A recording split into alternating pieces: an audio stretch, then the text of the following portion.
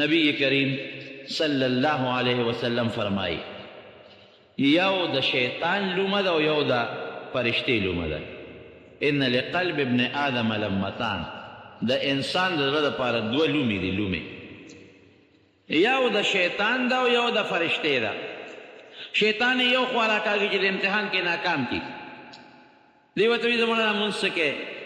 ماسخوتن به وکړو، ټول لمونځونه یو ځای به وکړو. چې ماسخوتن راشي زموږ پرېږده سهار نه به دا خپل لمونځونه شروع کړو، اوس به خوب وکړو.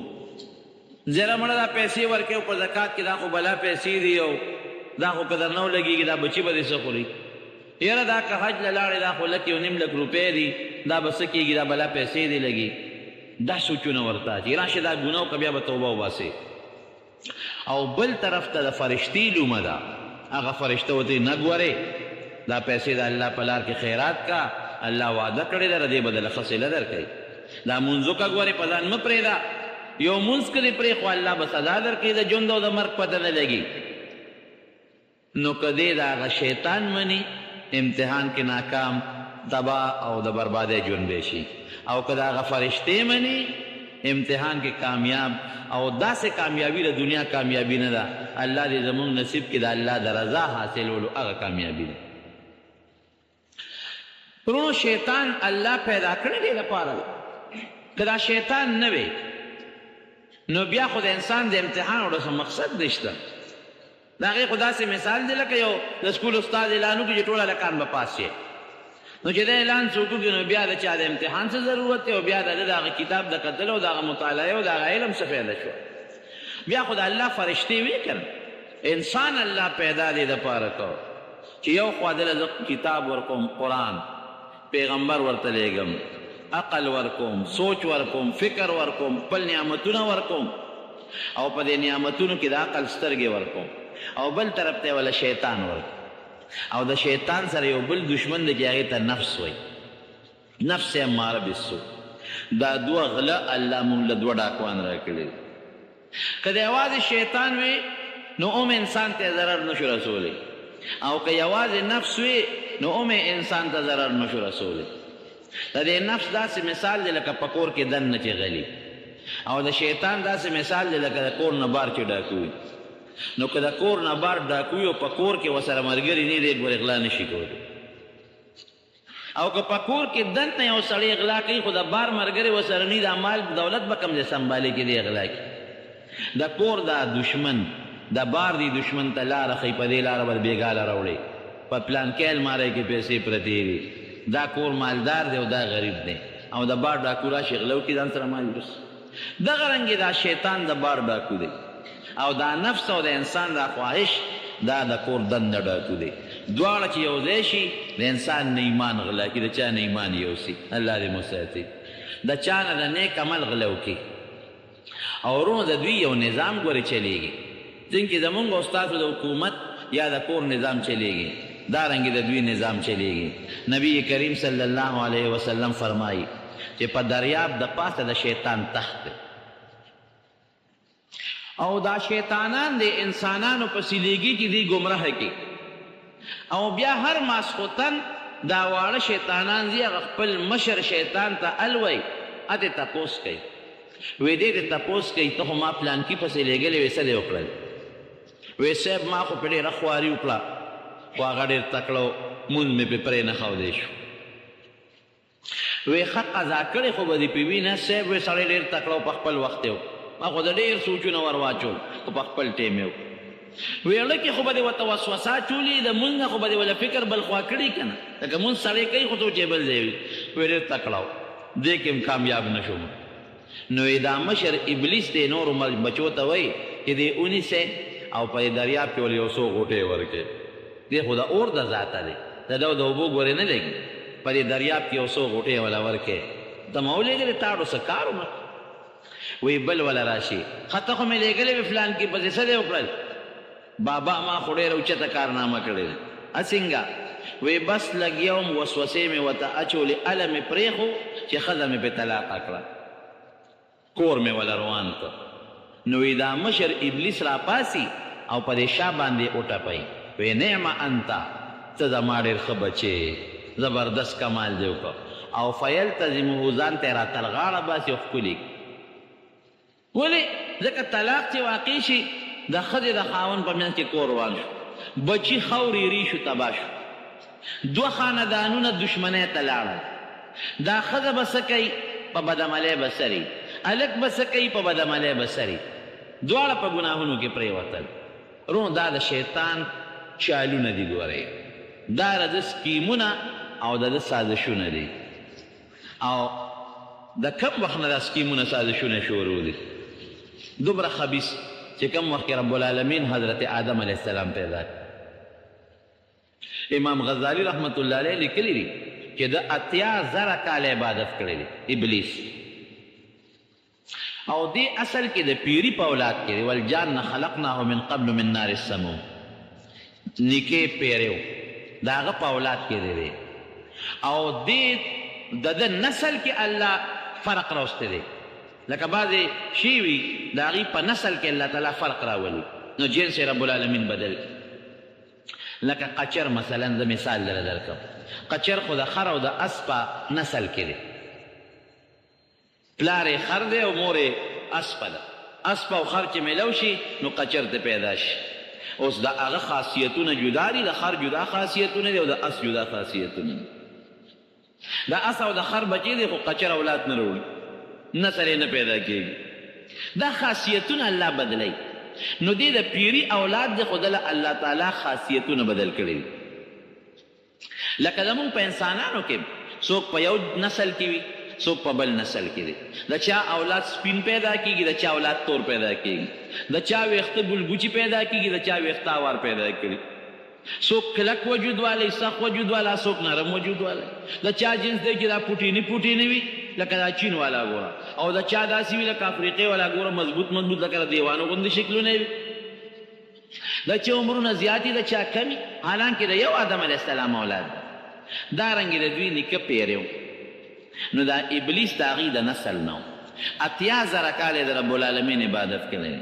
او امام غزالی رحمت الله علیه لیکي چې داسې عبادت یې کړی دی چې فرشتې به دته په عبادت کې پسخېدلې یو شان د الله تعالی عبادت او د دې عبادت د وجې دی به په اسمان کې اوسېده فرشتو سره یو ځای او جنتونو ته به داخلېده وی چې کله آدم علیه السلام رب العالمین دانچه جوړه کړه او په جنت کې د ده راجوسه کېښودله نو یې دی راغی دې ته تاوېده را تاوېده د وخت نه یې ورسره دشمني وه چې دا تربور د کمې جوړېږي نو یې ده به وله دې خېټې له تنګړی ورکړه یو شي له خلک تنګړی ورکوي که نه نو یې دې لیکي دا شیطان په خپله دی وایي چې ما ته د وخت نه پته وه چې د انسان به ناکاموي ځکه چې ما دله لومبی تنګړی ورکړه نو ده د ډډتوب اواز وکړ ډډ لکه بعضې شي له سړی تنګړی ورکړي نو کلک اواز کوي او بعضې داسې اواز کوي چې تا ته پته لري چې دا شی دننه ډډ دی وایي ما وی چې ډډ شی نقصاني وي ده کې خامخا څه نقصانات دی دا به برابر نه بیا چې رب العالمین آدم علیه السلام کې ساه واچوله نو دې ته حکم وکړه چې څومره موجود و په اسمان کې وی آدم علیه السلام طرف ته سجده ولګوئ قرآن حکیم کې الله تعالی فرمایي چې څومره فرشتې وې هغوی سجده ولګوله او دې بدبخته سجده ونه لګوله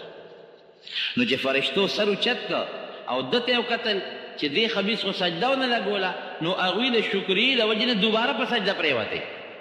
دویمه سجده د شکرې الله تعالی ولګوله دې وجې نه په یو رکعت کې 2 سجدې دي نو دنه الله بیا تپوس وکړو چې تا ولې سجده ونه لګوله تا ته چې ما حکم وکړو نو سجده دې ولې ونه لګوله نو ده یو ټکی الله ته ووایي چې الله دې د خټې نه پیدا کړی دلته خو مخکې نه پته ډډ لا بیل دی خټې نه پیدا دی او زه د اور د لمبې نه پیدا کړی ځکه چې دې د جان د پیری اولاد کې او پیری د اور د لمبې نه پیدا دی زه د اور د لمبې نه پیدا کړی زما د اور لمبه خشتۍ مزیداری او چې دا بل شي نو بره زور کوي او خټه په ځمکه پرته وي د پاسه پې خلک ګرځي څښاشي بویي کوي بدبویي کوي اوبه پې د پاسه پرتې وي خلک پې ګرځي متیازې پې خلک غورځوي نو دته به زه څنګه سجده لګو ګوره د عقل نه کار واخیست او کبر یې وکړو څو صفتونه شو 2 یوې د الله د حکم په مقابله کې د عقل نه کار واخیست او دویمې کبر او لویي وکړله دته سجده نه لګو نو رب العالمین دې را ذلیله کړ ځه رسوا بګر ذلیله بګر دی نو چې دې الله ذلیله کړ نو الله ذوالجلال ته بیا دې را نیغ شو الله ته را نیغ شو ګوره دویم قبر ته یې ګوره د شیطان درې صفته دي هغې نه مونږ ځان ساتو الله دې موږ وساتي یو صفت یې قبر دی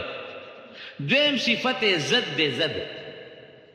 دا باید سړی په ضد کې وي که جرګې ولې راځي که څوک ورته ملتونه کوي او که ښه خبره مو ورته کوي خو دې د هغه خپلې خبرې نه وړي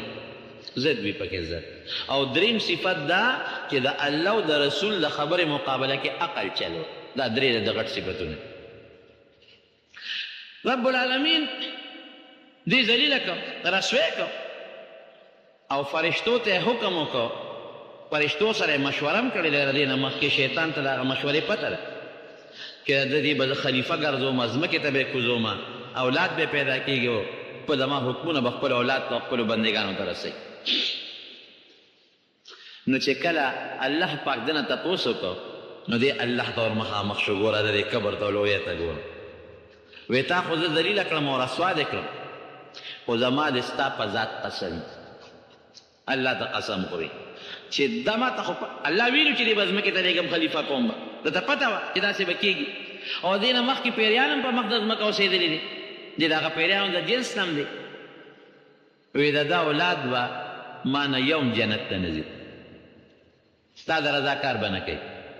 او د هر طرف نه به زه د ده په د اولاد او په د حمله کوم د ښي طرف نه به حمله کوم د ګس طرف نه به حمله کوم د شا نه به حمله کوم د مخې نه به حمله کوم د بره نه مطلب دا چې دې به زه پرېږدم نه هر طرف نه په ده راځم او زه به حمله کوم خو دې به زه ستا تابعدارۍ ته نه پرېږدم دې به زه ګمراه کوم نو دوه خبرې شو یو خو د آدم علیه السلام سره دشمني ده چې د ده د وجې د ما د 8000 کال عبادت په وبولو شو او یو یې ګورې الله سره دشمني ده چې تا به نه خوشحالوم لکه د انسان په تابعدارۍ خو الله خوشحالېږي دا ګوره ډېره خطرناکه خبره ده رب العالمین ورته 15 قسمونه وخوړل چې تا هم قسم وخوړه خو زه هم درته 15 قسمونه خورم زما دې په خپل ذات په خپل جلال په خپل عظمت په خپل لویۍ او په خپلو صفتونو قسم چې که ته ډېر هم ګمراه کې او ډېر هم خطا کې او ټول عمر یې زما نه لرې وساتې خو که دې یو ظلم ما ته د دې ټولو ګناهونو نه توبه وباسي ستا دا ټوله خواري به په اوبو لوکم او ځان ته به رانږدې کړي اوس یو خوا شیطان شو لګیا یې دې خپله خواري کوي او یا کاله 80 کاله په یو انسان خواري وکړي او یا 80 کاله بلکې د دې نه زیاته خواري وکړي یو بت پر دا آتش پرست شمعون یې نوم دی شمعون او د مرګ په وخت کې دی مالک ابن دینار غالبا دی که ذوالنون مصری دی غالبا مالک ابن دینار رحمت الله علیه او دی ولا راغی ورته کېناسته او وی ایمان راوړه ګاونډي ودته هغه ورته وی چې ما خو 80 کاله یا 100 کاله تقریبا د اور عبادت وکړ اوس دې او دې ځان قدر کې اوس کړو تیر آتش پرست وی څه دپاره یې د اور عبادت وکړه وی دې دپاره مې وکړه چې اشنایي او دوستي ورسره پیدا کړه وی یو کار خو وکړه تا دا 80 کاله 90 کاله چې د دې اور د عبادت وکړه نو تا به ورسره څه ناسته اشنایي خو پیدا شي اوس خو ته روان یې مرې یو ګوته وردن نه کړه چې دا ګوته راله سودی یو که نه سودی او زه د دې اور د خالق عبادت کوم زه هم ګوته وردن نه کوم ګورم چې د ما راسودی یو که نه سودی راځه بس دا تجربه به پې اوس وکړو هغه بت پرست پوه شو اوس الله چې چاته هدایت کوي حالانکه هغه آتش پرست یو انسان ګوره د شرک نه لویه ګناه د الله په نسبت بله نشته د الله مقابله کې بل ته خدای ویل دا ډېره لویه ګناه ده نو ده د شرک عبادت وکړو یا 80 کاله او یا کاله یا 90 کاله خو ښځه سپینګیرتوب په هغه شکل کې بوډاوالي کې مري ځان قدم ترې زیرې بس مري الله ورته هدایت کوي پوه شو ویره یو کار دی وی دا خبره مې ستا خوښه شوه او که زه مسلمان شوم هسې نه د دې نه مو زما خو هم څه ونه ګټم وی زه ګرنټي در کوم چې الله به جنت درکوي دا بزرگ ہوتا ہے نو میرے وقت پورا دہن لینا دا غالباً یا مالک ابن یاد نونی مصری رحمت اللہ کس لئے وی گارنٹی راکے وی ہوں وی سا گارنٹی راکے وی چتا سغوارے خدا سڑی اس اللہ و تا ہدایتو کو ما خطاب ستا وی چی ضرورت یو خواہ فرشتہ ناسترا ملہم و توی ملہم او اگا فرشتہ جد انسان ضرورت کمی نیکی را چی القاء الخیر اگیت الہام بول بل خواہ شیطان نازل اگا شیطان نو وسواس تے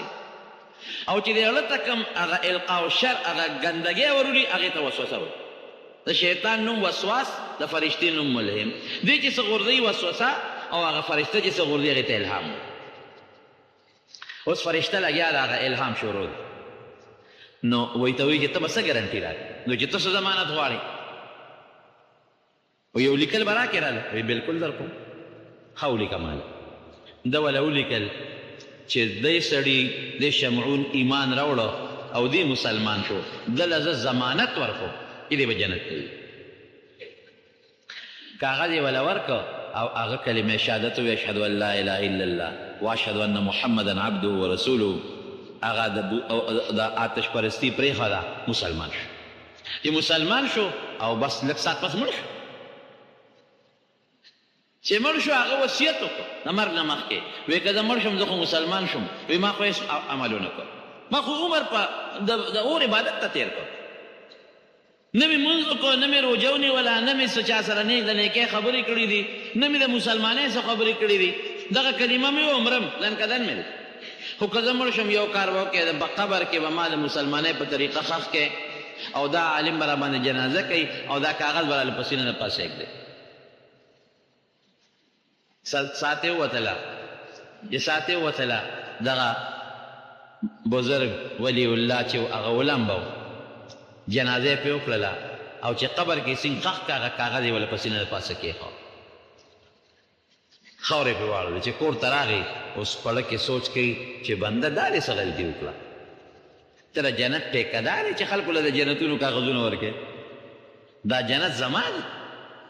ما ته د خپل ځان پته نه لګي چې جنت ته به ځم او که دوزخ ته به ځم نو بل له سره کاغذونه ورکړم دا مې څه غلطي وکړه اوس الله ما راونیسي جنت زما دی اوس چې ازمکې نو انتقال بل پسې لیکي نو دا خو زما جنت نه دی چې اوس هغه ایمان راوړو ما ورته انتقال وکړه د جنت او کاغذ لا پسینه د پروت دی په دې سوچ کې مجیره داسې کار کوم چې قبر ولا کنومه دا خپل کاغذ ته راوباسم دا مې څه غلطي وکړه په جړا سر دی کې وده شو چې وده شو نو په خوب کې هغه شمعون آتش پرست چې مسلمان شو ویني خشته سپینې مزیدار جامې او خشته ښکلې باغ کې ګرځي او خندا خوندې او خوشحاله دی تپوس دی کوي ملګري الله را سره څه وکړل وی الله وبخلم وی پسې وبخلې وی په هغه کلمې شهادت مسلمان شو هر څه راته وبخل ګوره شیطان په اویا اتیا څلور نیمې شلې کاله خواري کړې ده او څومره خواري پې کړې ده دومره خواري پې کړې ده چې د شرک خواري پې کړې ده د الله د دشمنۍ خواري پې کړې ده لیکن د الله وینا چې یو ځل یې کلمې شهادت ووایي مسلمان شو هغه ټول هر څه د شیطان خواري په وبولو شو وی چې وی بخلې وی وی بس وی چې دا ایمان دې راوړو مسلمان شوې نبی علیه السلام فرمایي الاسلام یهدم ما کان قبله چې سړی مسلمان شو د اسلام نه مخکې چې څومره ګناهونه کړي دي دا ټول ورته ختموي وی دا جنت یې راک والا وی دا خپل کاغذ مړه ستا کاغذ ته مې ضرورت نشته دله کاغذ ورکړ چې کاغذ یې ورکړ او راویښ شو هغه کاغذ یې په لاس کې پروت و دا کاغذ یې په لاس کې پروت د مارون خبره دا ده چې که شیطان ډېر زورور دی الله زور او طاقت ورکړی دی او ډېر زیات زمونږ پټ دشمن دی په سترګو یې نه او دې خوا سره بل د کور دننه دشمن نفس د هغه چې کومه جاله د هغه مور سره ملګری ده او دې ډېره خواري مو کې خواري وکړي ولا تیأسوا من رحمت الله من روح الله د الله د رحمت نه مایوسي به نه کوې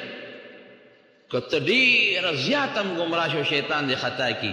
او یو ځل هم راشي او د الله په حضور کې سجده ولګوې چې الله بس زه معافي غواړم نو شیطان چې څومره خواري در باندې کړې ده ټوله د اوپه وبولو شو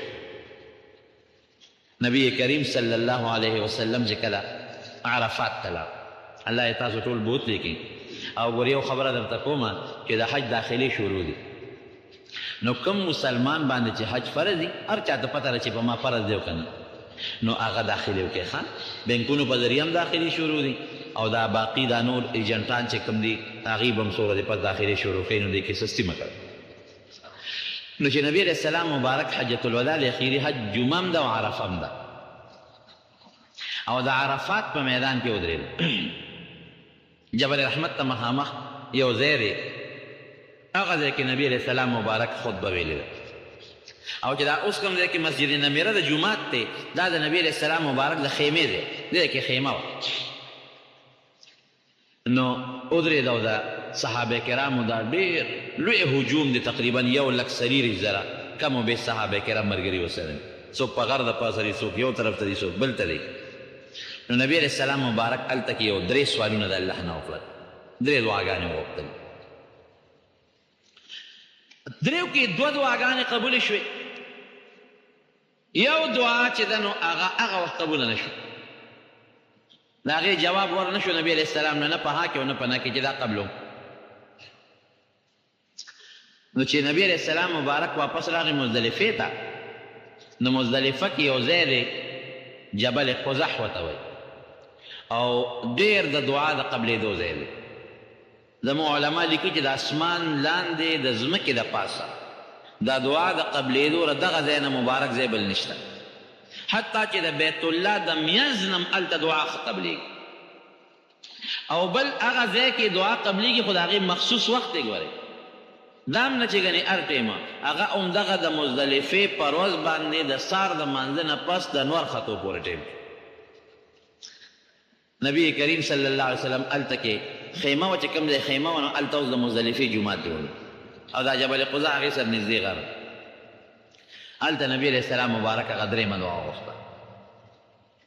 نو چې هغه 3 دعا وغوښتله رب العالمین قبوله کړه، وی دا مې همدله قبوله کړه. نو نبی علیه السلام مبارک فرمایي وی خندل، ډېر یې وخندل. نو صحابه ورته وایي د الله رسوله دا خو د خندا مقام نه دی، د جړا مقام دی، ځکه دعا کې خلک جاړي او نبي علیه السلام په جړا کې هم دعا وغوښتله. دا ودې خندل ولې؟ وی شیطان مې ولیده، وی کله چې ما ته رب العالمین اعلان وکړ چې دا دعا مې دله قبوله کړه نو شیطان راته الله وښو، وی خاورې راغشتې په سر د پاسه یې اچولې او چغې والې واویلا واویلا او منډې والې چې تباه شوم او غرق شو. ځکه نبي علیه السلام د امت دپاره دعاګانې غوښتې وي او ډېرې قیمتي دعاګانې غوښتې وي او په هغې کې یو دعا دا وه چې یا الله که ستا څه حق وي زما په دې امت باندې او ستا نه معافي وغواړي نو تا ته دا درخواست کوم چې ورته یې وبخه، او که ستا په دې امت د بنده حق وي د بنده حق وي او دې تا نه معافي وغواړي الله نو هغې نه مله څه طریقه جوړه کړه. نو چې الله د چا نه رضا شي، ګوره د بنده حق نه معاف کېږي، په دې غلط فهمۍ کې به نه پرېږدي، او که الله د چا نه رضا شو نو هغه طریقه دا ده. نبی علیه السلام مبارک فرمایي، ګوره نبی علیه السلام مبارک وخندل، وی د الله په حضور کې مې الله ته داسې وي یا الله چې دا د چا په چا حق دی دله جنت ورکړه کنه، ورته ووایه چې تا له دا جنت در کوم دا مسلمان ته دا خپل حق معاف کړه کنه، نو دی به ورته معاف کړي. اوس پردي حق الله نه معاف کوي، او که الله دله جنت ورکوي چې حاجي صاحب تا له جنت در کوم ځه دا فلان کې وبخه، او دی وایي زه به دا جنت به والم او دا فلان کې به وخم، ده راته خپل حق وبخه. نو شیطان وی په سر خاورې واچولې او منډې والې او جړلې چې تباه شوم او برباد شوم هلاک شوم. نو دې بیا د ده خواري چې الله ضایع کړي او برباد یې کړي، په جنګ بدر کې دی د کافرو په صف کې ولاړ دی شیطان او د کرز ابن جابر په شکل راغلی، دا یو ډېر لوی دا یو ملک و او راغی ابوجهل سره لاس نیولی دی او دې مه یېرېږه زما قوم را روان دي، 3,000 مې قوم را روان دي 3,000. ابوجهل بار بار تپوس کو دی، خو دا کورس په شکل و، د هغه لوی ملک په شکل و، هغه تپوس کوي هلکه هغه لښکر دې راونرسېد هغې غر نه شاته را روان دی، سپیکر چې ونه کړي، خو چې کله جنګ شروع کېږي زما قوم به را رسېدلي. ابوجهل په دې خوشحال ملګرو ته یې وویې وی خفه کېږئ مه، تاسو هم 1000 کسان یې مسلمانان، خو دا 100 کسان دي او د دې کورز ملګري چې دي نه هم د دې غر نه پورې غاړه را روان دي. او چې د مسلمانانو د کافرو لښکر یو بل ته مخامخ شوې که نه او فرشتې راغلې، فرشتې د بدر یو غر دی په هغې د پاسه د میږو په شکل کې دا میږي نه دا وزر وله زه چې صحیح که نه اته چته یې نه ایله مې میدان ته مې راوستې، اوس به دې پته ولګي دی خو بیا لکه د مشرف خپل او پردی نه پیژني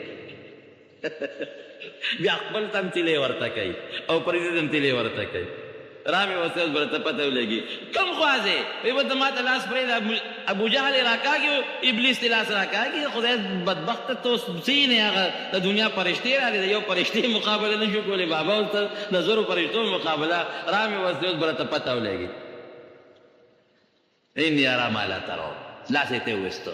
هغه ابو جهل سره د هغه خپل لښکر یې پې تباه برباد او مختلف سکیمونه حربونه دې بدبخله ورځي یو ځل یو دغه کې یو سړی نیک سړی دی د دیوال په سوري باندې ملاستې مسلمان دی ولا راغی ای پاسه ده او ته وایي ولې خوبه دې وویستم وار شوي دیوال راغورځي پاسه دیوال د باندې راغورځي هغه زر پاسه جامې وڅنډلې خو چا غوښو دیوال راپرېوت چې راپرېوته دغه سړي ور منډه کړې او د شیطان چې انسان په شکل د شیطان خدای را سره خو ته خو زه د مرګه بچ کړم ته څوک او تا خو ما سره ډېره ښېګڼه وکړه که دا دې زه د خوبه نه وي راویښ کړی او دا دیوال په ما را پرېوتی وي خو زه خو بیا دڼیا کړی وي مړه به وي اوس خدای را سره خو وکړه وایي مړه دواګانې مه کوه سړیه وایي ته څوک یې ته خو ډېر ښه سړی د مرګ وایي زه خو شیطان یم اوهو شیطان ته ګوره ښېګړې ته ګوره تا خو ما سره ښېګړه وکړه ته څنګه شیطان یې وایي ښېګړه مې در سره نه ده کړې ظالمه دا دیوال را پروت اوس به شهید شوی وي ته به هم راته په جنت کې نیغ نیغ کېدې شهادت نه مې بچ کړې د شهادت مرګ ورونو د کافر په مقابله کې د دشمن او د کافر په مقابله کې رب العالمین زموږ ته د شهادت مرګ را نصیب کړي ډېر قیمتي مرګ دی لکه دا خلک وایي دا جامع حفصه کې چې دا څومره ماشومان او جینکې او زنانه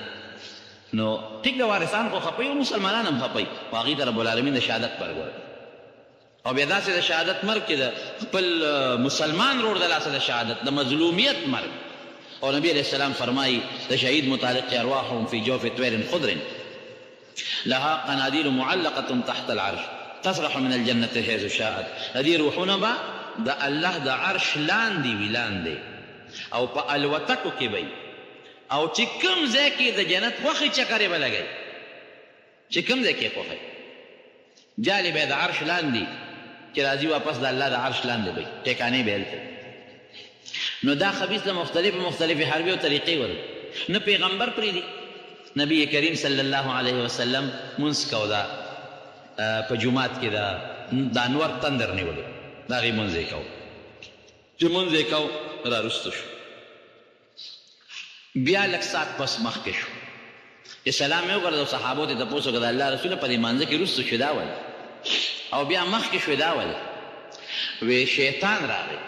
او د اور لمبې راوړه او ما ته یې په دې ځمکه د پاسه وغورځولو نو وی رسته شم وی نیت مې وکړه چې راوینیسم او تښتېد او وی که رانیولې مې وې نو وی بیا به مې د جومات په دې ستنې پورې تړه چې د مدینې منورې د خلکو پې لوبې کړې وې وی الله رسول رانیولې به دې وکنه وی د سلیمان علیه السلام دعا مې را یاده شو د هغه ده زما ضرور د سلیمان علیه السلام چې رب هب لي ملکا لا ینبغي لاحد من بعدي هغه دا دعا کړې وه چې الله داسې بادشاهي راله راکړي چې زما نه پس د بل چا نه نو د هغه په پیریانو په شیطانانو باندې هم تسلط و نو که ما دې رانیوه خو بیا خو زما هم په دې پیریانو په ځای خو هم د پیري راته په شیطانانو هغه تسلط راته زمان په د پاسه هغه خپل تسلط راته نو د سلیمان علیه السلام هغه دعا کې نیمګړتیا راتله نو ما پرېښود رددته خاصعا مې چې زه چخې خیروب شم او چې دا ورمخکې شم نو دا الله جنت راته وښو وی نیت مې وکړه چې یو د انګورو غونچک ترې راوشو کوم وی بیا مې پرېښو او که دا غونچک مې را شکولی نو تر څو چې دنیا آباده وه تاسو به ترې میوه خوړه او خلاصېدمه نه نو ګوره دا شیطان په پیغمبر حمله کوي خو الله دې پیغمبر ساتي نبی علیہ السلام مبارک خپله فرمایي چا یې تپوس وکړه وی نبی علیہ السلام وفرمایي وی هر انسان سره شیطان شته صحابه یې تپوس وکړه د الله رسوله تا سره هم شته نبی علیہ السلام وفرمایل او ما سره هم شته خو زه الله د هغه نه محفوظ ساتلی پیغمبران الله د شیطانانو نه محفوظ ساتي زه د الله محفوظ ساتلی او بیا د پیغمبر نه پس د پیغمبر په نږدې امتي خو مضبوط وار کوي خو نه پرېږدي څومره چې نږدې وي په هغه حمله کوي کوشش کوي چې دین ولا خراب کړي. کوشش کوي ګوره دا د الله ډېر لوی قدرت دی. الله فرشتې را مقرر کړي چې موږ ساتي. یعنې که دا فرشتې نه وي که نه دا نیکان به ګوره د شیطانان وجلي پرېښې به یې نو ځکه غټ دشمنان دي. چا باندې به یې اور اچو، چا باندې به یې په ټوپک ډز کو، په چا باندې په چاړه به یې غذار کو. دا خو الله تعالی فرشتې دی. قرآن کې الله یرسل علیکم حفظة، د هغه فرشتو په ذریعه الله تعالی د انسانانو حفاظت کوي. که دا نه وي یو نیک انسان او یو عالم او یو بزرګ به یې نه وي پرېښی. او بیا خصوصا د مرګ په وخت کې دی ډېره زبردسته حمله کوي. امام رازي رحمت الله علیه فخر الدین رازي ډېر لوی عالم تیر شوی دی. دومره لوی عالم تیر شوی دی او تفسیر یې لیکلی دی. که تاسو د هغه تفسیر وکتو نو عام مولیان د هغه په هغه تفسیر پوهېږي هم نه چې څه پکې لیکلی دی. یو ډېر بهترین او د عقلیاتو د نقلیاتو نه ډک یو تفسیر یې لیکلی دی او فلسفي عالم تیر شوی دی. یو بزرګو په هغه زمانه کې شیخ نجم الدین رحمت الله علیه د هغه سره د امام رازي رحمت الله علیه نسبت. نو یو ځل دا بزرګ اودس کوي او خپل شاګرد مرید ورته وباچي. نبی علیہ السلام مبارک فرمایي چې په اوبو کې به اسراف نه کوئ، په اودس کې به ډېرې اوبه نه لګوئ. دی لګیا دی الله سیندي او هغه مرید ورته وباچي. یو لوټه یې تشه کړه، هغه مرید لاړ، اوس بله لوټه ده سوچ اوس بل ځای کې دی مرید ورته لګیا دی وباچي. ډېرې زیاتې اوبه استعمال کړې. مرید هم حیران دی چې نن خو صاحب بله اوبه استعمال کړې، دا خو دې اسراف وکړو. خو په دې اخر کې داسې یو چونګ اوبه راواغېستې، داسې یې وویشتې او زه به پښتو کې ته معنا وکړم چې اوبه یې وویشتلې. وی ورته وایه چې بې دلیله خدای یو دی، بې دلیله خدای منم. او چې دی څنګه ووی هغه مرید ته وی اوبه راته واچوه او داسې وکړه. مریدانو یې تپوس وکړه، وی حضرت څه چلو تا خو نن بله اوبه په ځان باندې استعمال کړې. زیاتې اوبه استعمالول خو ګناه ده، اسراف دی. او بیا دا دې څه اوبه دې کوم خوا وویشتې او دا ودې ویسو. وی ما ته الله امام رازي راښکاره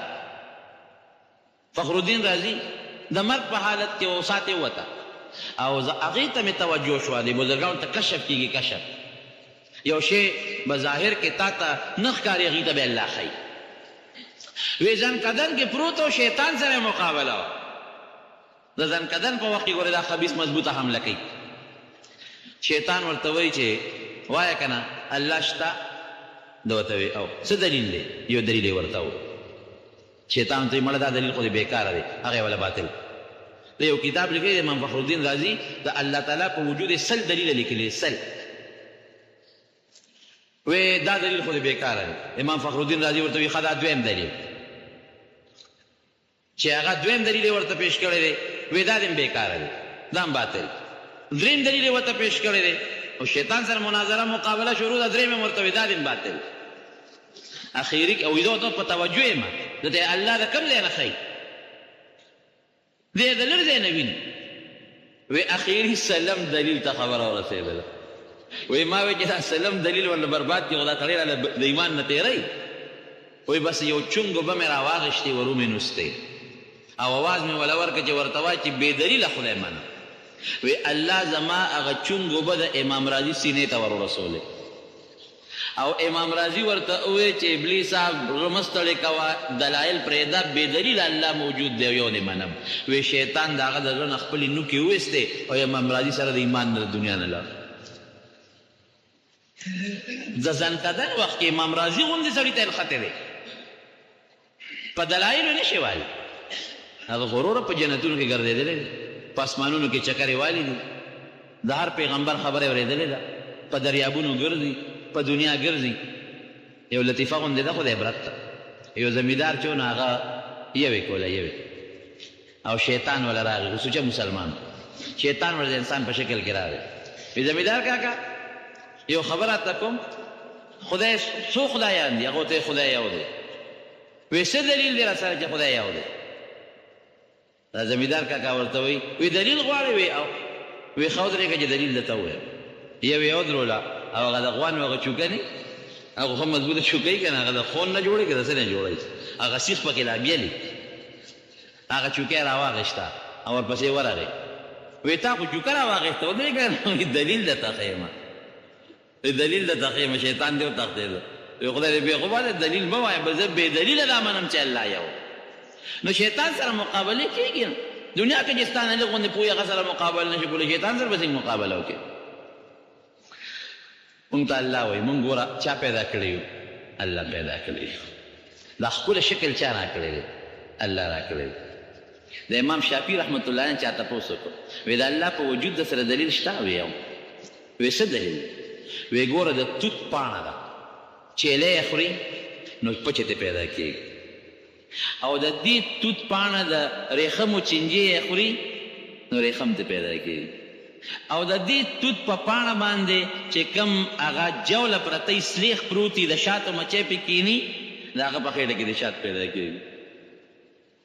ګوره یو پاڼه ده او درې مختلف څیزونه یې خوري او د هغې په خېټو ته چې رسېږي نو یو ځای کې ته شات جوړېږي بل طرف ته ته د ریخم جوړېږي او د چیلی خېټې ته چې ورسېږي نو پچې ته جوړېږي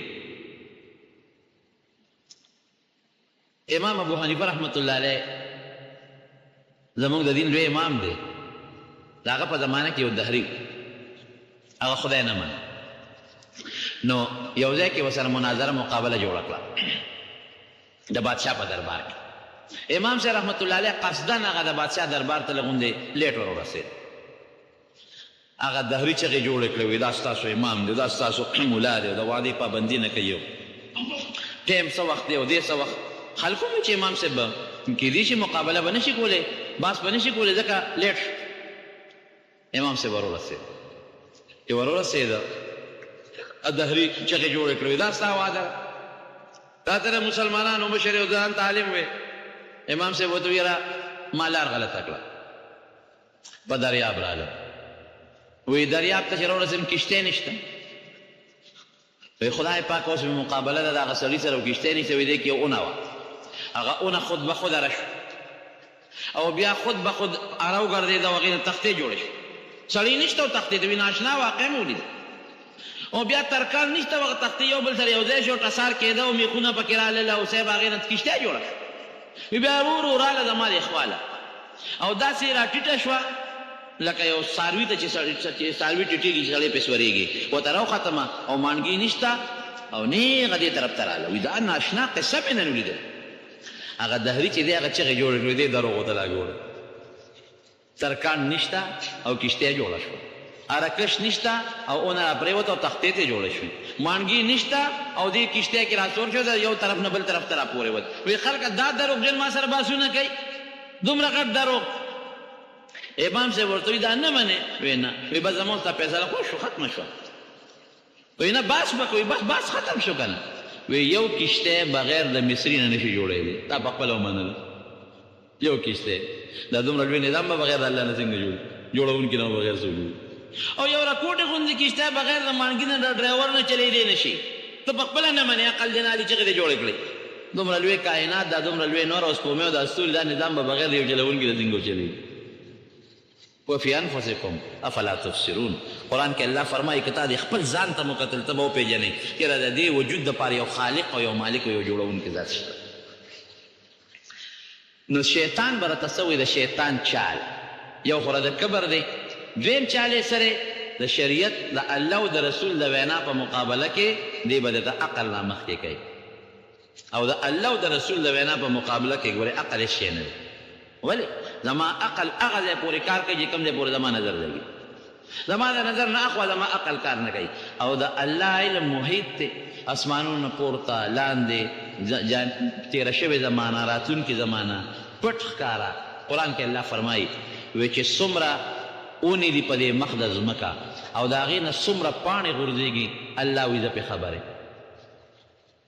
او په دې ځمکه کې چې څومره تخمونه دي تخمونه یو زمیندار چې د شړشم دانې راوالي او په ځمکه کې ونولي د شړشم خو ډېرې وړې دانې دي خو که ده د غنم دانې راواخېستې او په ځمکه کې ونوستې دې د خپلې دانې بیا معلومولی شي زما دانه په کوم ځای کې پرته څومره دي نه او الله وایي دا ټولې ما ته معلوم وما تسقط من ورقة الا يعلمها او چې څومره هغه تخمونه دي فی ظلمات البر والبحر الله اکبر د ځمکې او د دریاب په دې غاړو کې په دې تیارو کې چې څومره تخمونه پراته دي الله وایي ما ته معلوم نو د انسان دا ناقص علم او عقل او پوهه د الله او د رسول د علم په مقابله کې هېڅ شی نه. نو د شیطان دویم چال سره د شریعت د الله او د رسول مقابله کې به دې تا ته دغه راوړي، عقلي دلایل به راوړي، سوچونه به راله خرابوي. ښه، او دریم څیز د هغه ضد دی ضده. نبی علیہ السلام مبارک فرمایي چې کله قیامت شي دنه به دا دغه سا وباسي اسرائیل علیه السلام، دی به منډې وي او ورپسې وي، لږه موقع به ورکوي او دی به سجدې لګوي. نو دی به یو ځای کې سجده ولګوي. نو چې سجده ولګوي نو اسرائیل علیه السلام به ورته وایي ای ابلیسه، دا خپل نوم عزازیل دی، عزازیل. او ابلیس د ده لقب دی، ابلیس د الله د رحمت نه مایوسه ته وایي. نو دی به سجده ولګوي. اسرائیل علیه السلام ورته وایي ای ابلیسه بېوقوف بچیا، پته راته کوم ځای سجده ولګوله؟ وی ولې؟ وی آدم علیه السلام قبر دی مخکې، نو ته خو پته نه لګي، دی خو سجدې لګوي او چغې وباسي. وی آدم علیه السلام قبر دی مخکې، وی دی به هغه وخت راپاڅي چې توبه توبه معافي غواړم معافي غواړم معافي غواړم، دومره ضدي. او نبی علیه السلام مبارک فرمایي چې کله دی جهنم ته الله ور واچوي، قرآن حکیم کې من الله فرمایي جهنم ته، نو ده ته به را جهنمیان راغون چې دی به ورته تقریر کوي. وقال الشیطان لما قضي الامر ان الله وعدكم وعد الحق ووعدتكم فاخلفتكم. دا ټول جهنميان به دته ناست دي، هغوی به ملامته کوي چې سپېره ستا د وجې نه مونږ تباه شو. دی به ورته وایي تقریر به کوي، د اور په کور سره نبي علیه السلام فرمایي دی به ورته کښېني ان الله وعدكم وعد الحق، الله سره وعده کړې و، رښتیا وعده کړې ووعدتكم فاخلفتكم، ما هم وعده کړې و دروغ مې کړی. ما وی نه قیامت شته او نه جنت ته او نه دوزخ ته، هغه دروغ وختل، دروغ مې راته ویل. او الله چې کوم وعده کړې وه چې زما څوک تابعداري جنت ته به ځي او که څوک مې نافرماني دوزخ ته به ځي، الله خپله وعده پوره کړي. وما كان لي عليكم من سلطان الا ان دعوتكم. د جهنميانو به سترګې ګوتې وسمنډي، مړه وي تاسو کې ما پړې خو نور راښکلي چې په زور مې راباندې بت ته سجدې کولې، تاسو ذلیل یې ومسئ، خو صرف هسې مېړه کې راته دعوت کو، زما منلو چې کوم الله پیدا کړی وی د هغه نه منل، چا چې دله نعمتونه در کول د هغه نه منل او زما هغه فکرونه او سوچونه هغې پسې روان وی. ما کان لي علیکم من سلطان، ما خو تاسو کې څه پړي نه دی چولی، ته زور خو مې در باندې نه، الا ان دعوتکم فاستجبتم لی، ما هسې دعوت مې در کول زما خبره مو منله. فلا تلوموني، ما مملا ملامته کوي، ولومو انفسکم، ځان ملامته کوي چې دا هغه لوی ذات چې کوم ستاسو خالق او مالک او د دنیا نعمتونه او بچي او ښکلی شکل رزق مسلماني ایمان یې در کړی هم پرېښود، ما پسې روان شوی. ما انا بمصرخکم وما انتم بمصرخیه، نه تاسو زما فریاد لر کولی شئ، زما د چغو جواب کولی شئ، انا د ستاسو د چغو جواب کولی شم، ستاسو نه فریاد نشم اخیستی. انی کفرت بما اشرکتمونی من قبل ان الظالمین لهم عذاب علیم. که تاسو په دنیا کې زما تابعداري کړې ده، زه د هغې نه انکار کوم، نه به م کوله. چا راته وي چې زما تابعداري کوي؟ ظالمانو له الله لوی عذاب. نو او یا زره کاله چې دی په جهنم کې تیر کې، نبی علیہ السلام مبارک فرمایي او یا زره کاله د جهنم د یو سکنډ د عذاب نه دې الله وساتي. ګوره نو راو به یې باسي، دی به چغې وایي او کرکې به وباسي او وي داسې به په جهنم کې دی تاویږي، کلمې به ترې وتې وي لکه وي چې د هغوی په دې ګاڼې تاویږي. نو راو به یې باسي، هلکه زه بخم دې معاف کوم دې، اوس یو کار وکړم. وی څه کار وکړم؟ وی آدم علیه السلام طرف ته اوس سجده ولګوه، اوس ته معاف کوم. وی الله داسې اوس دا نه خو دا نه. مولوي صاحب زموږ خدای پاک وبخښي، هغه تقریر کې دا ټکې وویل. اوس مې یېرې څوک بابا اوس وفات شوی دی چې هغه دا ووایي چې او یا زره کاله الله په جهنم کې وسوځئ او بیا یې راوباسي او ورته ووایي چې اوس آدم علیه السلام د سجده وکړو، دوی چې دا نه کړو. نه بابا والا عذر کوي، مولوي صاحب کافر پښتون دی. زد دی زد، دا را د زد، الله یم د زد اوسد. نو څو صفتونه شو یاد وکړي، څو صفتونه شو. یو کبر لوی چې الله ته سینه دبوت، او دویم د شریعت مقابله کې عقل استعمالو، او دریم زد. دا درې صفتونه که مونږ کې پیدا شو دا شیطان صفتونه دی، الله رحمته وساتي. ان کید الشیطان کان ضعیفا، قرآن کې الله فرمایي چې شیطان سکیمونه سازشونه دا ډېر کمزوري دي، کبر نه ځان ساته.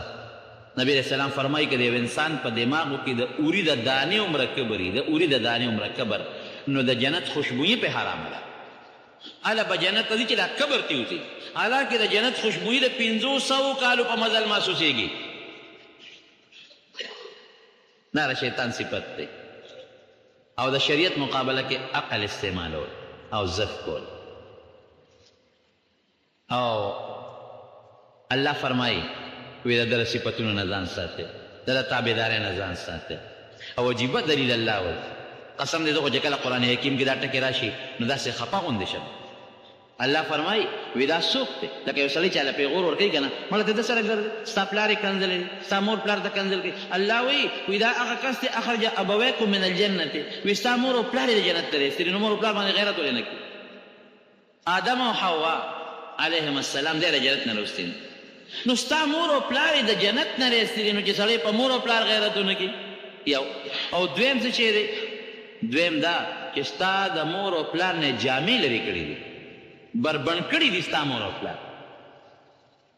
جنت نه رایستلي او بیا بربند کړي دي جامې یې تیستي لیریهما سوآتهما جامې ته نو چې مور او پلار یې درته دومره بېعزته کړي دي چې د هغې نه جامې وویستې د جنت نه یې دله راوویستل نو ته داسې سړي سره ملګرتیا کې د دې انسان تابعداري کې دا غیرت پکار دی حیا پکار ده چې داسې انسان دې سړی تابعداري وکړي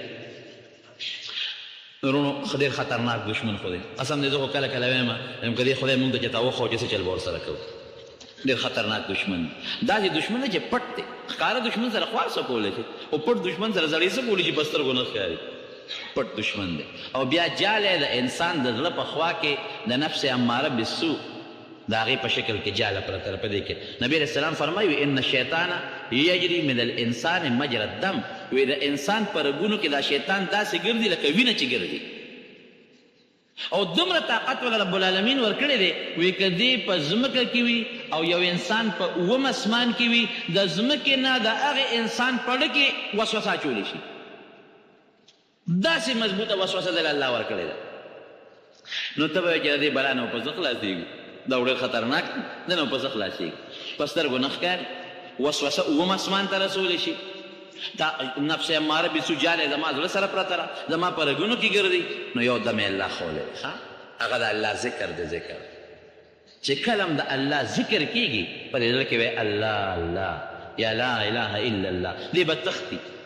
د ده یو صفت خناس دی خناس تښتېدونکي رستو کېدونکي ته وایي نو که ته وایې زه د شیطان نه بچ شم د الله ذکر کوه دې به رانه تښتي او حدیث پاک کې راځي چې څوک بانګ وایي بانګ هم د الله ذکر دی که نه نو چې بانګ شروع شي دې تښتي دا شیطان او ټیزونه اچي ټیزونه او هغې پورې منډې وکړي دې دا بانګ اواز نه اوري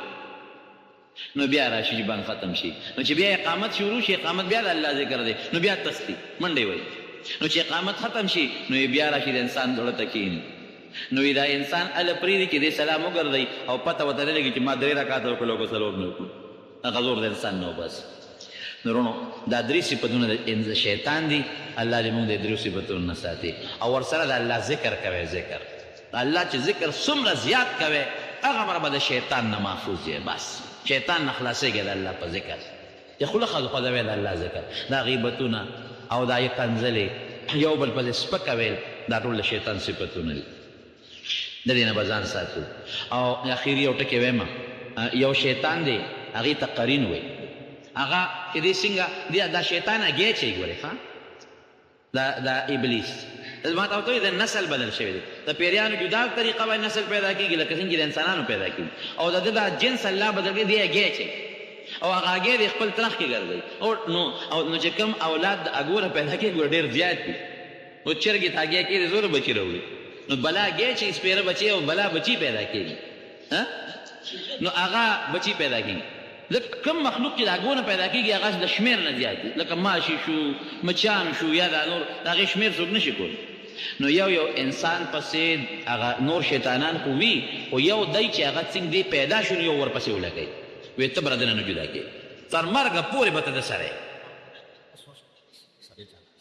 تو دوی کوي خو دا بل خو راته ده ووایه او چرجانه تو دوی کوي خو کیسټ به بیا ولګېده ته مې چل غولی ذکر وکړه که جبلي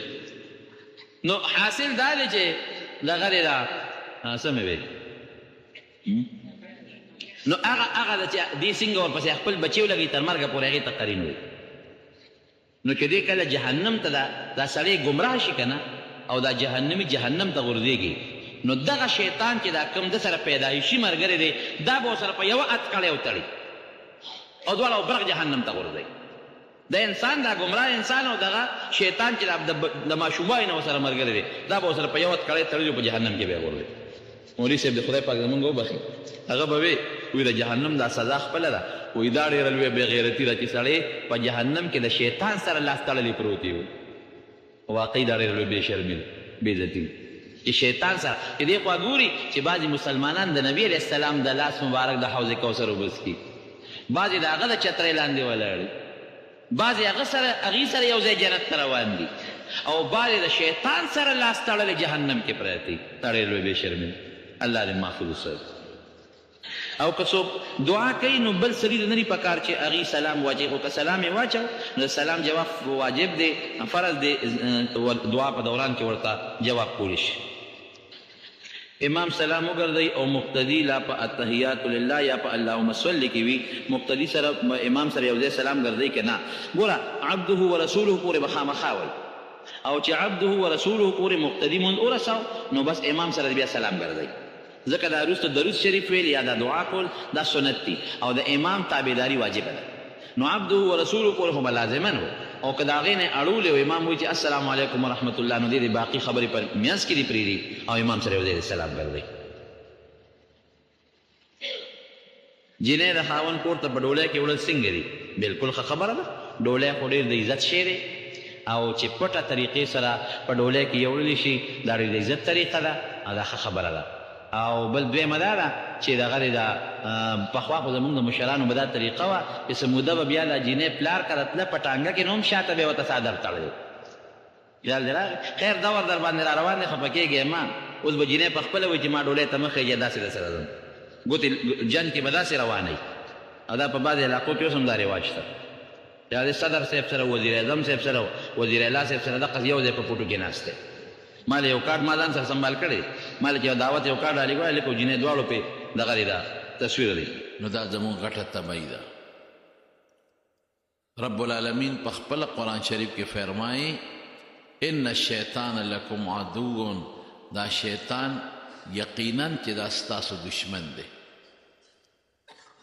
د خدای نه دې لرې کوي قبر درته د عذاب نه ډکوي زنکدن درته خرابوي د قیامت په لویه ورځ دې رسوا کوي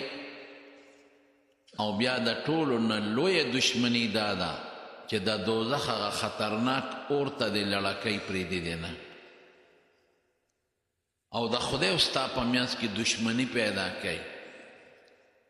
د دین او ستا په منځ کې دشمني پیدا کوي د قرآن او ستا په منځ کې دشمني پیدا کوي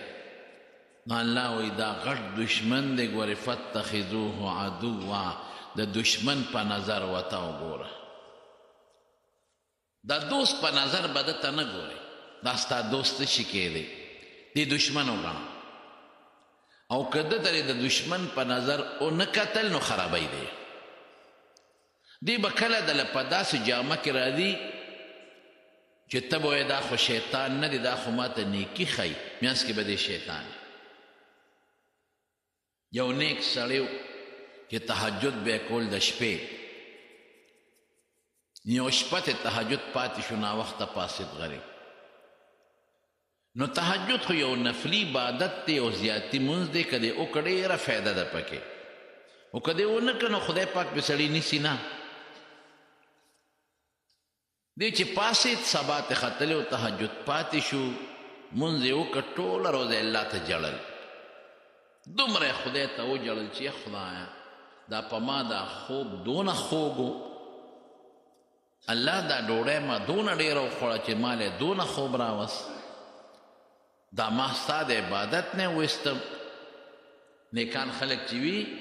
هغوی کوشش کوي د شپې کمه خوري چې ډېر خوب نه راځي مونږ ته ډېر خلک دا وایي یاره جي داسې څه وظیفه نشته پاسېدی نه شو د شپې مې د دې دوه وظیفې دي بلکې درې یو دا چې ډوډۍ کم وخوره چې خوراک دې ډېر زیات وکړو نو دا په وجود کې لازما خوب پیدا کوي نو یو خبره خدا ده چې ډوډۍ کمه وخوره. دویم څه دي؟ دویم دا دی چې کله سملې آیت الکرسي ووایه. دا دویم شو. او دریم دا چې کله اوده کېږې نو د شپې مونځ ماسخوتن پسې فوري اوده شه، چې ته د 10 او د 11 او د 12 بجو پورې ټي ویګانو ته کښېنې او موبایلونه ګورې او نیټونه ګورې، نو ته بیا سهار مانځله نه شي پاسېدی. تهجد خو لا ډېره لویه خبره. نو صالحین او دیندارو خلقو به ځان له اسباب برابرول، دې دپاره به اسباب برابرول چې موږ د شپې تهجدو له پاس شو. نبی کریم صلی الله علیه وسلم یو ځل کور ته تشریف راوړو، نو عامه بستره وه، په هغه بستره د پاسه سم لاستوده شو. نو چې بیا را پاسید بیبي ته یې وی دا بستره کومه یو وه، دا کوم ځای وه؟ وی د الله رسوله دا خو ستا هم اقه زړه بستره ده، خو موږ نن درته 4 برغه کړې وه.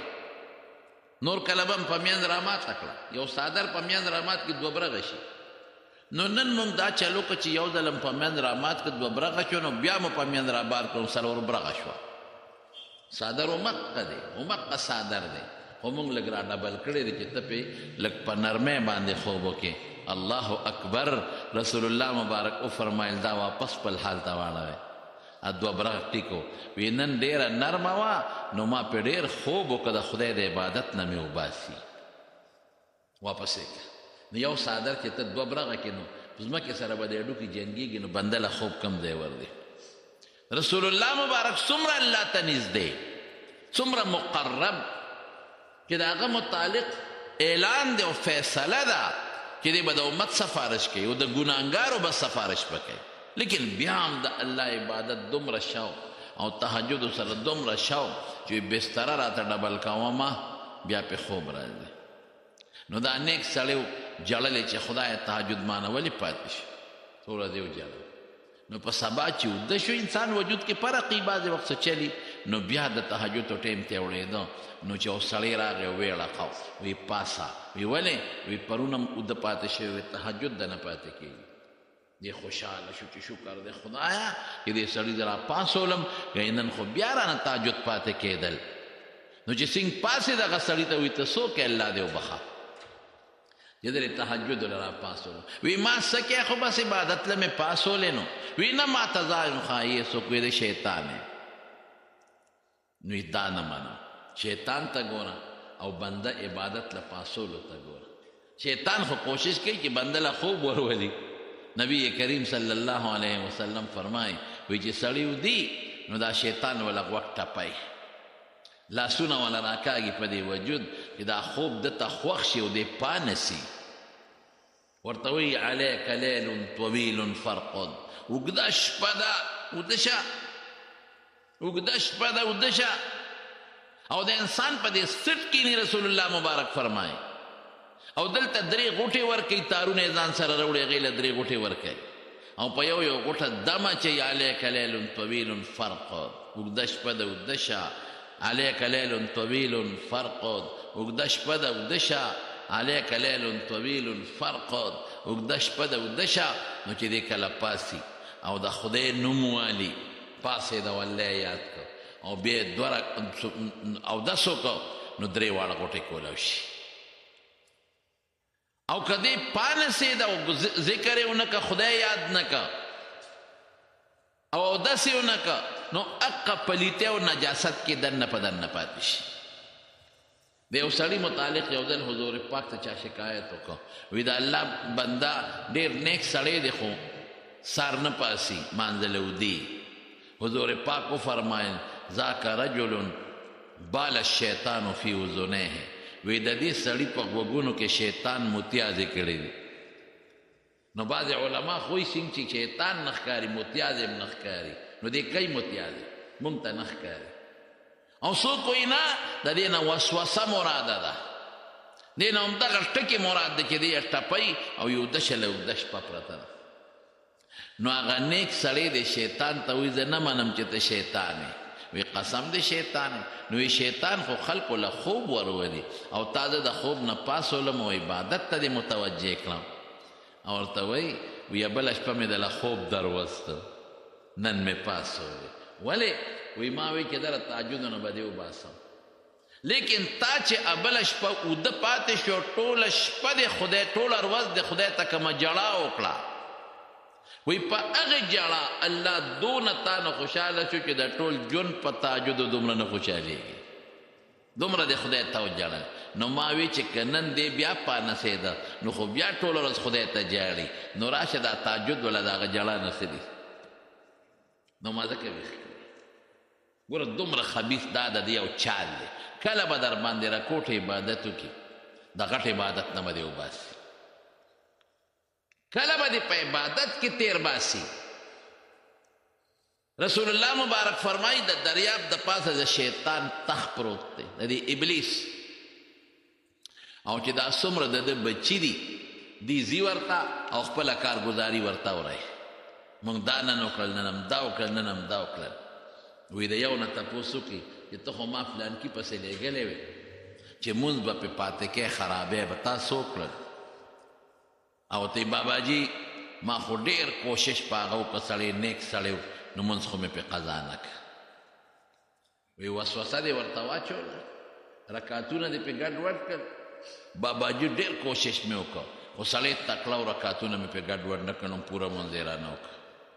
وی وسوسه دې واچوله خشوع خضوع دې ورته ختمه کړه باباجي ډېر کوشش مې وکړ سړی نیک و مونځ یې ډېر په اطمینان وکړه ما خواري وکړه خو زما خواري بې ځایه نه نو دا ابلیس نورو شیطانانو ته وایي وی دې اوچت کې او په دې دریاب کې او څو غوټۍ والا ورکې د نن خپل کار پوره نه دی کړی مونځګزارو پسې ځان له ډله لګولې ده د هغوی دا ډیوټي ده چې ته په کوشش وکړه چې مونځ دنه څوک ونه کړي او که مونځ در نه کوي نو ډیوټي دا ده چې کوشش وکړه چې د څلورو په ځای دریو کړي د دوو په ځای دریو کړي چې مونځ کې ګډوډ شي او که چرته دغه هم در نه ونه شي نو وسوسې ورته واچوه چې په مونځ کې خپل د دنیا سوچونه وکړي په دې دریم کې خو یې هم ټول ورچولي کم سړی چې په مانځه ودرېږي او دې دوکاندار دی نو دې په مونځ کې سودا خرڅوي او د خپلې سودا سوچونه کوي کم سړی چې زمیندار دی هغه په مونځ کې خپله لوګان او خپل کچالان او خپل غنم او جوار خرڅوي او تخمونو پسې سوچ کوي کم سړی چې مولا دی مولا په مانځه ولاړ او په خپلو درسونو کې په سوچي په خپلو مسلو کې په سوچ کې پروت دی او چې کم بشیر جان غوندې نعتخوان دی نو په مانځه ولاړ او په نعتونو کې په سوچ پروت دی دا زمونږ دا شیطان چاله اچوي پرېږدي دی نه تا ته سوچونه اچوي نبی کریم صلی الله علیه وسلم فرمایي وی کله چې بانګ ویلې کېږي نو شیطان تختی له دراتون ټیزونه اچوي بیا چې کله اقامت شروع شي دی بیا تختی او ټیزونه اچوي نو چې کله په مانځه باندې خلک ودرېږي په مانځه نو دی راشي نو بیا ورته په زړه کې وسوسې اچوي هغه خپل زور ته وباسي چې بانک سره خو دې ما نه ټیزونه وویستل او اقامت سره خو دې هم زما نه ټیزونه وویستل اوس ته چته پرېږدم نو بیا راشي بیا ورته وسوسې اچوي نو چې دې د مونځ نه وزګار شي رسول الله مبارک فرمایي نو دته دا پته نه لګي چې ما څو رکاته مونځ وکړ دې نه بیا نه خبر دا د شیطان چالونه دي نو څوک یې لګولې دي په مانځه پسې څوک یې لګولې دی په زکات پسې کوشش وکړه چې دا زکات ته نه ورنه کړي هلکه زکات ورکوم شیطان وسوسه اچي خو دا 10,000 روپۍ دا 60,000 روپۍ دا 15,000 روپۍ دا مال به دې کم شي دته دا وسوسه اچي او چې کله ته وایې چې نه خامخا زکات ورکوم نو بیا راته بله وسوسه اچوي چا به دې خلکو ته وښایي چې خلک وایي چې دا خو سخي دی پرېږدي دی نه او چې کم سړی زمیندار دی او دی یو کوي او پردی پولي ته ورنږدې شو هغه ته وایي مړه په قلار کښېنه څوک نشته ووایه دا پوله پردی چې کوم وبخور کوي او د ټیم پوره شو زه مړه یو 10 منټه به دا پردی وبم پکې ورخوشي کړو هېڅ پته یې نه لګي څوک نه خبرېږي او چې کوم دوکاندار دی هغه ته رتلې په دې ټنډه د پاسه ناست دی د دې ټنډه نه په دې د پاسه ورته ناست والله که تې نه جي خلاصېږي او نه تې ملا خلاصېږي یو سړی دغه والا رالل دا انسپکټران دا پخوا به یې دا تلې او دا کاڼي ماڼي کتل چې دا درانه دی او که سپک هغې سره خپل کاڼي نو چې راغی هغه کاڼي وزن ته کتل نو چې په یو دغه به په تله په یو چابړي کې کاڼي واچو نو شی به پوره او چې د بله کې به یې واچو نو بیا به وزن کم خدای پاک دا څه مسله ده دغه سودا ده چې په دې یو کې اچو نو پوره خیږي او همدغه سودا ده دا کاڼي ورته دې بل طرف ته کوم او ساده دې بل ته کوم نو کمه خیږي بلکل پې نه پوهېدل دوکاندار ته وایي څه چل دی وایي دا بلکې پوره ده که نو وایي نه ته دې بل طرف ته واچو نو هغه وایي چې زه پته خو ولګېدله چې شی په دې بله طرف چابړي کې ورکوې دې بل کې د کاڼی چولي دې بل کې خلکو له کم شی ورکوې خو په دې مې پوه کړه چې دا څه مسله دې جوړه کړې ده هغه چابړي کې اچوم کیلو دلته اچوم پوره خیږي دا کیلو هغه بل چابړي ته کم او سودا دې بل ته کم کمه خیږي دا فارموله باندې مې پوه کړه هغه چېتا فارموله خوله نو یو بل حاجي صاحب وله رامنډه کړې د سر نه یې برګ رومال تاو کړې ورته دا فارموله ما ته معلومه ده وی څنګه معلومه ده وی د تلې دا ډنډه یو خوا دوه ګوتې کمه ده یو خوا ډنډه دوه ګوتې زیاته ده او بل طرف ته را ډنډه دوه ګوتې کمه ده نو هلته شي دروند ښیي او دلته سپک ښیي وی کاکاجي تا ته څه پته لګي وی ما هم ډېر عمر دا کار کړی دی دا ما هم ډېر عمر کړی دوکاندار ته دقه دی په دا ډنډه د پاسه پاس کم ورکه زیات علاو کم ورکه ډېر لوی جرم دی وکړه ډېره لویه ګناه دی وکړه ډېر زیاتې دی وکړه ډېر ظلم دی وکړه په یو دا د خپل چالونه دي چالونه قسم په خدای د ځنکدن په وخت کې هم درته ناستې پرېږدي دی د ځنکدن په وخت کې زموږ امام راضي رحمت الله علیه د رب العالمین په وجود 100 دلیله لیکلي و 100 کتاب یې چاپ کړی دا دلیل چې الله موجود دی دا دلیل چې الله موجود دی دا دلیل چې الله موجود دی او چې کله مړ کېده نو شیطان راغی ورته کېناست یو ډېر لوی بزرګ دی شیخ نجم الدین هغه ته لګیا دی شاګرد اوبه اچوي د لوټې نه هغه لاس باندې اوبه اوړي اوړي اوړي اوړي دی ورته اوبه اچوي لاس نه اوبه تویږي شاګرد وایي چې خدای په شیخ څه چلو شو په سوچ کې پروت دی او بلا لوټۍ مې ونه صرف په یو لاس باندې تشې کړې ناګانې یو چونګ به داسې واغېښتې ور ویویشتې وی بې ورته وایي چې بې دلیله خدای منم نو دا خبره یې وکړه شاګرد چې بیا اودس وکړه برابر شاګرد ورته صاحب د دې څه مطلب وی ته نه خبر نه وی امام راضي مردن کدنو او شیطان ورسره مناظره شروع کړې مقابله شیطان ورته وایي خدای نشته دی ورته وایي شته شیطان ورته وایي دلیل ښایي هغه ورته دلیل پیش کوي دا خو ټیک نه دی دې دی کې غلطي ده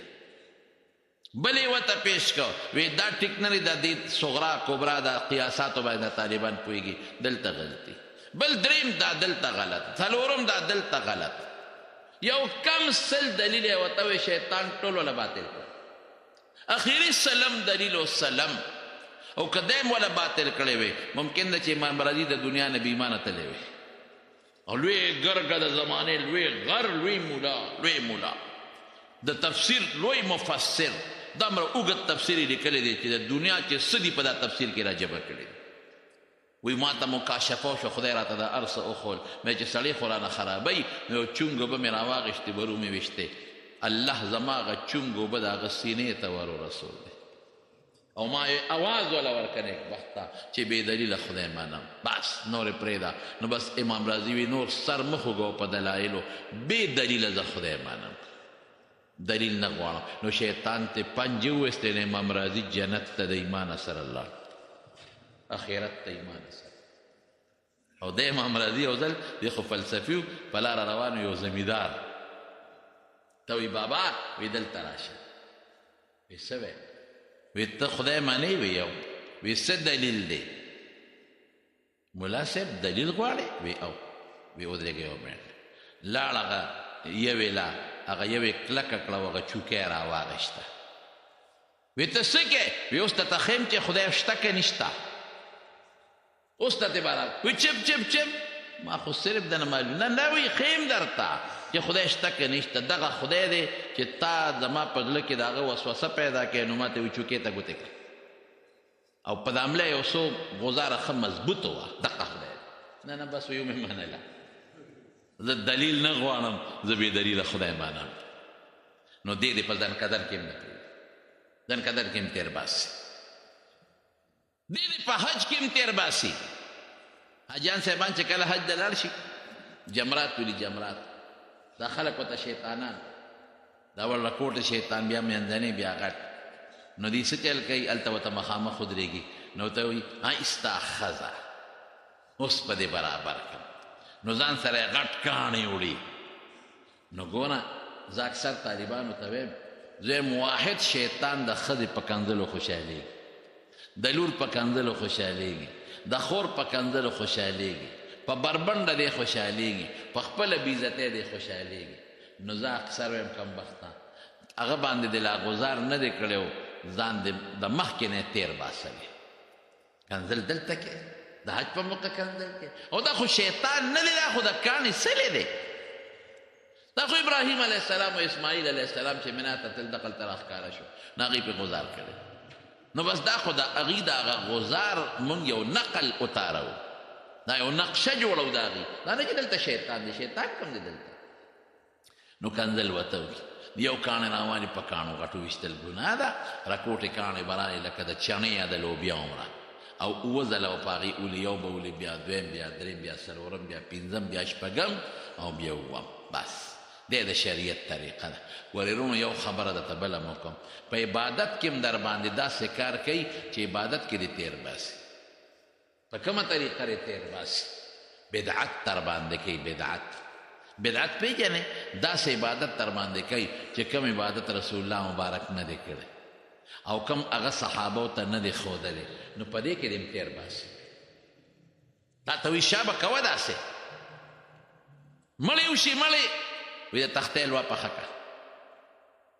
نو که ته وایې چې د خدای بنده د تختې لوا خو په شریعت کې نشته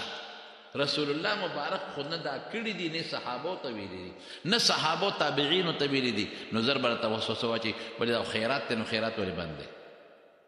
دا به راته پړه کې وسوسه واچي خیرات دی که خیرات ولې بند دی عمل تنقدنې شوی دی خولې ترخه ده الوا خو خوږی که یو ځای کې راته چا وي چې دلته مړی وشي نو کباب پخی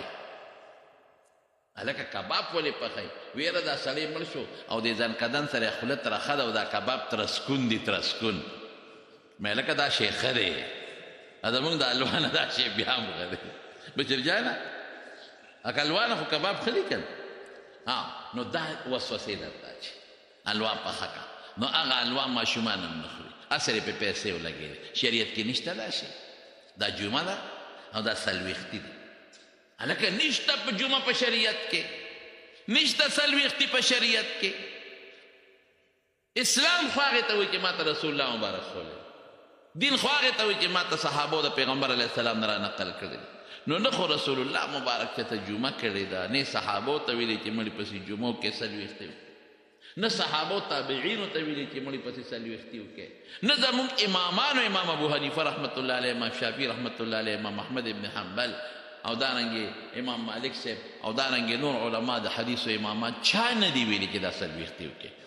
نو شیطان به څه او خیرات نه دی منې کوي خیرات ته مړه هر وخت جایز دی جمعه کې هم جایز دی او څلوېښتی کې هم جایز دی دا وسوسې به درته شیطان اچي نو عبادت کې دې هم تېر باسي پرېږدي دی نه هله به دې پرېږدي چې خدای دې نه خفه کړي بس عبادت پم هغه عبادت کوي چې کوم مونږ ته رسول الله مبارک ښولی که یو سړی وایي چې د ماښام 3 دي زه به یې 4 کړم ناتکیه به ختمه کړو 4 به خو یو به زیات کړو الله به ډېر خوشحالي شي رښتیا وایي په دې به الله خوشحالي که خفه کېږي او په اودس کې دې نه پرېږدي نبی کریم صلی الله علیه وسلم فرمایي ان للوضوء شیطانا د اودس ځان له شیطان یقال له الولهان نوم دی فاتقوا وسواس الماء اسه کوي او دا 3 ځله 20 څلور ځله وینځه پوره پاک نه شوې 15 ځله وینځه پوره پاک نه شوې 7 ځله وینځه پوره پاک نه شوې خوله کې اوبه بار بار واچوه نه پاکېږي نو اوس به ته وایې چې هلکه دا خو ښه ده پرېږده لږ به زیاته اوبه خوله کې واچو د لاسونه به یو 10 ځله وینځمه نو ګوره ټیک ده تا خو خپل سوچ وکړو خو د شریعت نه خلاف کار دی وکړي. نبی کریم صلی الله علیه وسلم فرمایي چې اندام به 3 ځله وینځي او که د 3 نه دې اوبه زیاتې کړې فمن زاد علی هذا فقد اساء وتعدى وظلم. 3 ګناهونه دې وکړل، 3 ګناهونه. د 3 ځلو نه چې زیاتې دې اوبه واچولې ته خو یې ما ځان ښه پاک کړ، ثواب به مې ډېر وشي. میانځ کې دې 3 ګناهونه وکړل، وخت دې ضایع کړ، د سنتو خلاف ورزي دې وکړه، 2 شو، او 3 اسراف ته بیا نو. نو رسول الله مبارک فرمایي فقد اساء وتعدى وظلم. 3 غټ غټ ګناهونه دې وکړل. نو ګوره په اودس کې دې نه پرېږدي، په هغې کې دې بیا تیر باسي. ځکه خو رب العالمین فرمایي ان الشیطان لکم عدوا، شیطان ستا لوی دشمن دی، فاتخذوه عدوا. نو دشمن یې وګڼه. ګورې په دې دمشق کې یو جومات کې یو مؤذن اذان به یې کړ، بوډا سپینګیري ټول عمر یې اذانونه کړو، 80 کال. نو هغه چې به اذان کو بله په مناره کې به یې کو. نو زمونږ د فقهاو لیکلي دي چې په مناره کې څوک اذان کوي نو حی علی الصلاة و حی علی الفلاح، لکه دې سر د منارې نه هم باسي نو خیر دی، بلکې پکار دی چې وباسي. نو مناره کې به بره اذان کو نو حی علی الصلاة و حی علی الفلاح کې به سر د منارې نه وویسته، نو یو ځل یې بانګ کو نو چې حی علی الفلاح دپاره سر د منارې دا کړکۍ نه وویسته چې خلک اواز واوري. نو د دې جومات په خوا کې یو یهودي کس و د هغه کور، هلته یهود هم اوسېدل، عیسایان هم اوسېدل، مسلمانان. نو د ده نظر په هغه کور کې په یو جینۍ ور پرېوته د دې بابا، او جینۍ خوښه شوه. نو چې بانګ یې سینګ خلاص کړ نو سر یې ورتا کړ، جینۍ ته نیغ نیغ ګوري. جینۍ پرې پوه شوه. نو جینۍ والا آواز ورکړ، وی باباجي څه پردو کورونو ته ګوره او پردو ښځو ته ګورې، ته نیکبخته. دی ورته وایي جینۍ زما خوښه شوې، لومبې نظر مې در باندې ولګېد او زما زړه ته ډېره زیاته پرېوتې، ما سره واده وکړه. جینۍ ورته وایي د خدای خاطر وکړه، ځان ته مه ګوره ما ته مه ګوره، ته خو د 80 کال وې او زه خو پېغله جینۍ یم. نو دا مناسب دی چې زه ستا ماغم غوندې خو ستا نوسی او کړوسی ګرځي. دی ورته وایي نه بس هر څه چې دی خو خیر دی ما سره واده وکړه، هر څومره پیسې چې غواړې، مهر چې غواړې، چې څه دې خوښی نو زه دله در کوم، خو مهرباني وکړه ما سره واده وکړه. او دې کې د عمر څه خبره ده، خو چې ستا خوښی او زما خوښی بل چاله پکې څه. اوس دومره په سوچم نه دی شیطان دومره دی برباد کړ، په دومره سوچم نه دی چې د منارې نه زه چغې وم خو دا ټول کلي زما خبرې وي. جینۍ ورته وایي ګوره دا خبرې رستو دي، مهر هر څه چې وي در کوم. او ته ګوره زه یهودنه یم او ته مسلمان یې، نو ته څنګه ما سره نکاح کوې؟ دی ورته وایي زمونږ په شریعت کې د اهلي کتابو سره د یهودنې سره او د عیسایانو سره نکاح جایز ده. جینۍ ورته وایي ستا په شریعت خو به جایز وي، خو زما ضمیر مال اجازت نه راکوي چې زه مسلمان ته په نکاح شم، زه به یهودي سره نکاح کوم.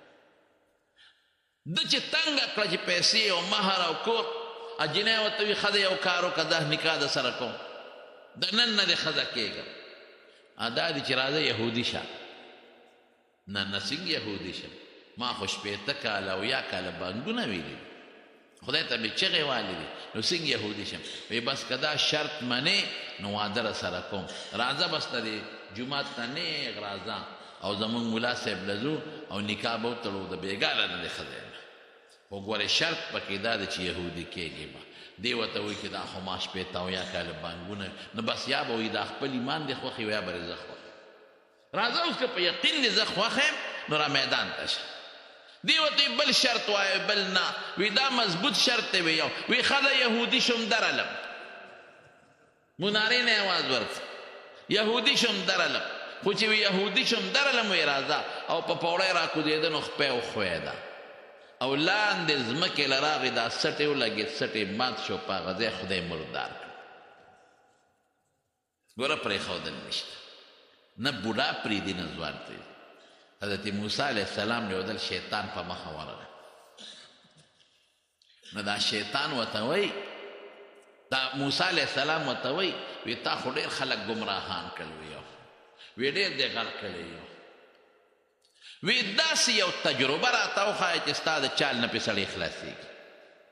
داسې یو به تا سره ډېرې تجربې وي داسې شی راته وښایه چې سړی پې ستا د چال نه خلاصېږي هغه به راته ښیې او ورته وایي وی 3 څیزونه ته مجربات ښیې په دې به زما د چال نه خلاصېږي یو دا ده چې کلم د صدقې نیت وکړې نو فورا ورکوه سوچونه مه کوه سبا او بلې ورځې ته او ماښام ته مه ګوره خو چې زړه کې دې راغلل چې صدقه ورکوم فورا ورکوه ځکه چې ته وایې صدقه ورکوم نیت وکړې نو زه دې زړه ته کښېنم چې ګورې مو ورکوم بیا دې زه نه پرېږدم نو ما له به موقع نه راکې شیطان له به موقع نه ورکې فورا به صدقه ورکې نمبر 1 دویم چې کلم الله سره واده وکړې نو زر یې پوره کوه او که نه موقع دې وله ورکړه چې زه سبا به وکړم بله ورځ به وکړم نو بیا مانه نشي بچ کېدی اوس هم ډېر خلک منښتې کوي مونږ ته به اکثر ټلیفونو کې یا به راشي یاره جي ما منښتي کړې وه که دا دوی مې جوړ کړ نو زه به یو دیګ وریجې پخوم اوس که دا پیسې چې ته غریبانانو له ورکړم څه به او څه یاره جي زما بچي ته خوړی شي نه ته ما ښځه ته خوړی شي نه زه ته خوړی شم نه نو که زه پکې 1 کیلو زیاتې پخې کړم ولا شیطاني وسوسې جومات له ورکړم بل شي سړي له ورکړم زه یم منلی څه شی دی دیګ نو په عرف کې دیګ پوره دیږي هغې کې که د کیلو زیات هم کړه 2 کیلو زیات هم کړه مو سره حسابېږي ته ته اوس څه شی خوړی نه ته ستا بچي خوړی شي نه ته ستا ښځه خوړی شي نه مالدار خوړی شي یاره که دا پیسې چاله ورکړم نو دیګ په 8000 پخېږي پیسې به 2000 ورکړي دا ګناه ده چې څه دې ومنلو مقه کوه نو دا شیطان موسی علیه السلام ته وایي چې کله دې خدای سره واده وکړه نو سوچونه به نه کې فورا به هغه پوره کې او درېیمو ته څه وایي دا ډېره خطرناکه ده وی یوې ښځې سره به په کوټه کې پردی ښځې سره یوازې نه کښېني یوازې به نه کښېني که هر څومره نیک سړی وي او هر څومره نیکه ښځه او دی یوازې کېناستل نو درېیم پکې زه میاس کېناستې زه بیا نه پرېږدم لازما دا ښځه بربادوم او دا سړی بربادوم یوازې به بلکل نه کېني په کوټه کې په کمره کې په کور کې پردی جینۍ سره او پردی ښځې سره یوازې به نه کېږي زما وروڼو ګورې دا پوره فارموله ده ته چې کله ویښ شې ډېر خلک او زړه کېږي چې پاڅېد او تهجد مې وکړل خو چې دی کله ویښ شي نو دې دغې وخت کې بس چې څنګه ویښ شې نو بړستن له لته ورکوه فورا پاسه او که ته وایې چې نه ودرېږه پاسم او ودرېږه پاسم او یو 15 منټه پس پاسم او 10 منټه پس پاسم نو دې کې به دله خوب دروستي بیا به سار مونږ هم نه پاتې دشمن له به قطعا موقع نه ورکړي ما ته یو سړي ټلیفون وکړ وایي داسې یو وظیفه نشته وایي چې زه ویښ شم نو پاسېدی نه شم یو وظیفه راته وښایه چې زه ویښ شم چې زه تهجد له پاسم مې د دې خو ډېره ښه وظیفه ده ته به وښیم مې چې کله ویښ شې نو خپې به دواړه راغونډې کې او دواړه خپو باندې به بړستل لخې مضبوطې برغې لتې ورکې او نیغ به پاس دا وظیفه شو نو وی خندل نو مې بله که ته نور وظیفې غواړې والله په دا وظیفه کې دې راپرځئ خبره ته وي وایه وظیفه کوه کوه کوه دې کې به خوب درغلي بیا به اوده کړې او که ته سوچونه مې ګوره دشمن له به موقع نه ورکې لکه په دې لاره تا ته دشمن ناسې ټوپک ورسره دی او تا هغه له موقع ورکې نه چې ته پوه شي چې دا ما اوس وجني دا کافر دی په ما ډس کوي نو